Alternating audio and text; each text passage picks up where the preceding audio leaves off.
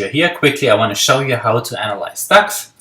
You go here to finance. I want to show you quickly on Yahoo Finance how to do it. There are other ways. Okay, let's see. You go here to, let's look at some Warren Buffett stocks, how he may look at them. You put in IBM. Here IBM comes. You see here the dividend yield 2.2%. That's the dividend amount you get paid out, $3.80. Based on that stock price, $180.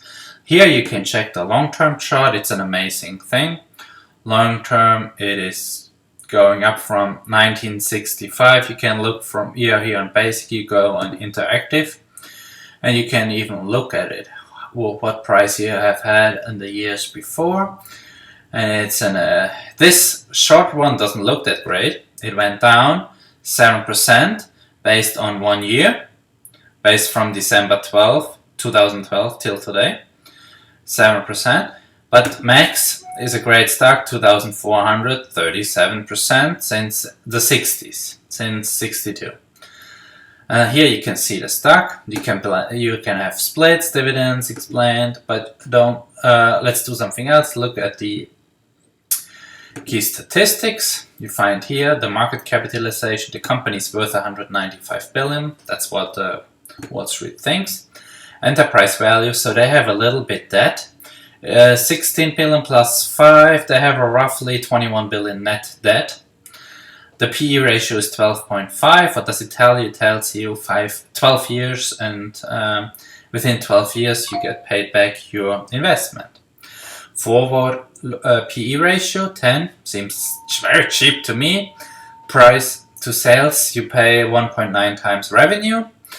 Price to book is a very difficult thing to measure. Price to book, I would be very careful. If you have a company that buys back a lot of their own stocks, that is doing an aggressive share buyback program, don't look too much at this number. You have to be careful. I will show you why. You go to the cash flow statement, and share buyback purchases reduce your equity.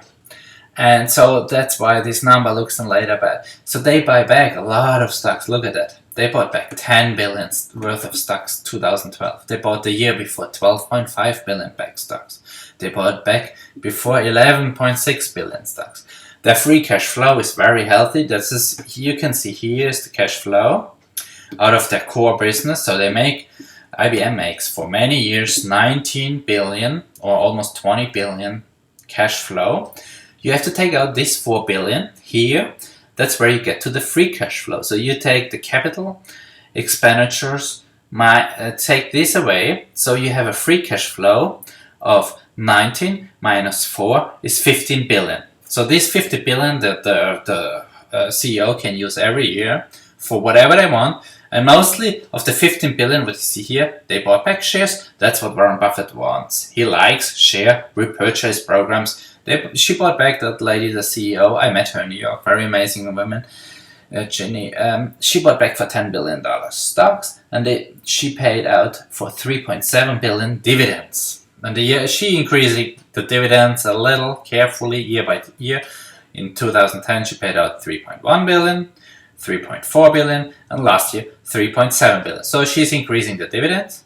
The share buyback, she was a little bit in between, but she's still very aggressive. So you can also check this on a quarterly basis, not on a yearly, on a quarterly. So you go here, click on it, and here you see she's buying back. She's paying dividends 1 billion a quarter, and she buys back for 1.7 billion in the last quarter, and there before 3.2 billion. So pretty aggressive. She slowed a little bit here down. Okay. Major shareholders, ownership. You can see here, Warren Buffett is number one shareholder. He owns 6.2% of the outstanding shares, or 68 million pieces.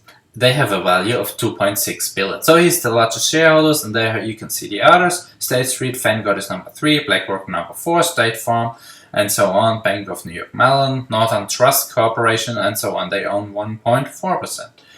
Here you say the major direct holders, the insiders. Virginia Romati, very friendly, interesting women.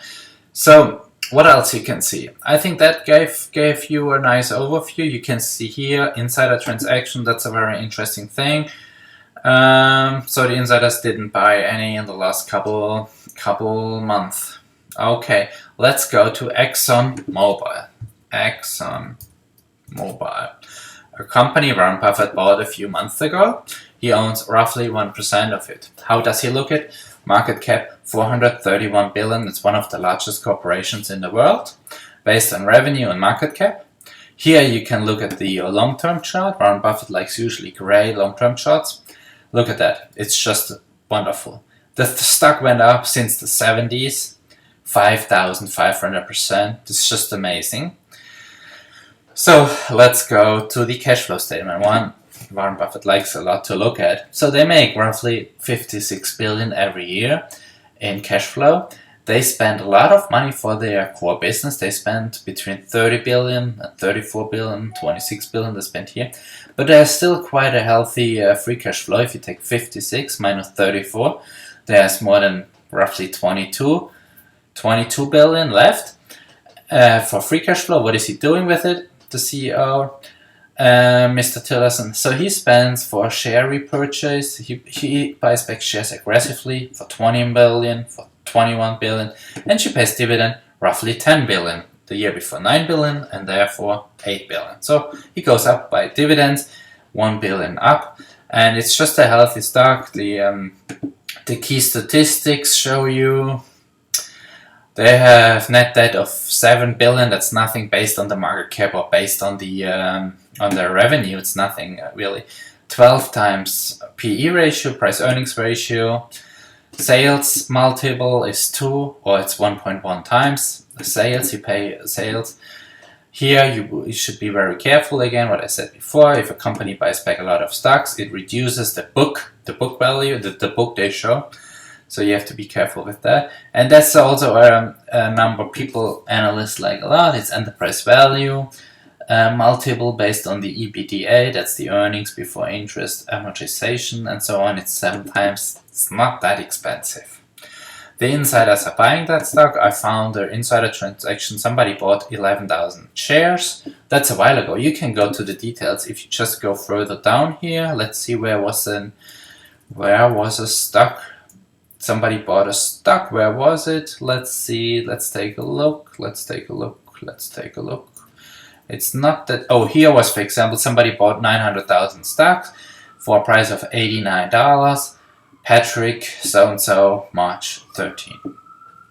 So these are things I want to just show you quickly to give you an overview. The numbers are not all. You have to look at a different layer of the company. The numbers give you an idea, but the overall picture, the image, the status, the brand name, you have also be looking at this competition. What are the competitors doing? How strong is the market position? How are the margins? How's the product? And so on. What are the goals?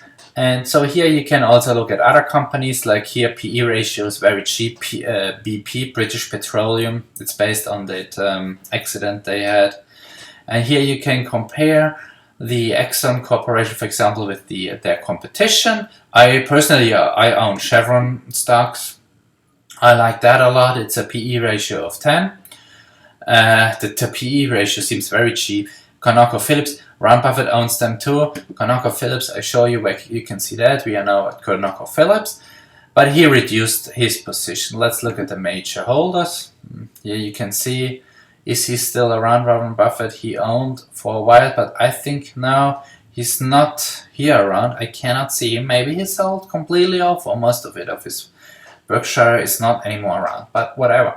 So I just want to give you a quick overview how to look at stocks. You put here the symbol, and then you pull out all these numbers. The cash flow statement is very important. It gives you a lot of ideas how a company is run. Here also you can look how much people make, who's running the company. ConocoPhillips is run by Ryan Lance. He's 51 years old. The company was founded 100 years ago. It's 1917. You find here the headquarters in Houston, Texas. Here you see the number of employees, 18,000. And what I like to look at is also the payment. what they received. And you can look through all these companies you find, and I think hopefully it helps you. Have a great day.